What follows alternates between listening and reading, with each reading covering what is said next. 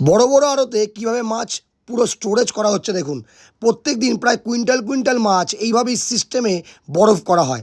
প্রথমে কিছু সংখ্যক নুন দিয়ে এবং তার উপর এক বালতি থেকে পরিমাণ মতো জল দিয়ে ভালো করে সেটাকে মেশানো হয়।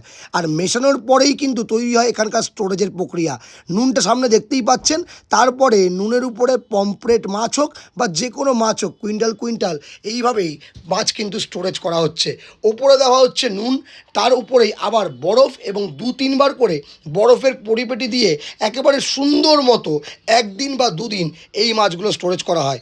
যাদের বাড়িতে ফ্রিজ নেই তারা কিন্তু প্লিজ এই প্রক্রিয়াটা অবলম্বন করতেই পারেন। সবথেকে বেটার ওয়ে, এর মধ্যে নুনটা এই জন্যই দেওয়া হয় যাতে মাছগুলো একদম সুন্দর মতো সামুদ্রিক মাছ থাকতে পারে এবং বরফগুলো যাতে খুব তাড়াতাড়ি না গলে। সো এইগুলো যাদের জানা ছিল না তারা অবশ্যই জেনে নিন। আর বাড়িতে যদি কোনো সময় বড় বড় অনুষ্ঠান হয় এবং তাতে মাছ রাখতে অসুবিধা হয়, এই প্রক্রিয়াটা আপনারা অবলম্বন করতেই পারেন। ভিডিওটা ভালো লাগলে শেয়ার করুন আর কমেন্ট করে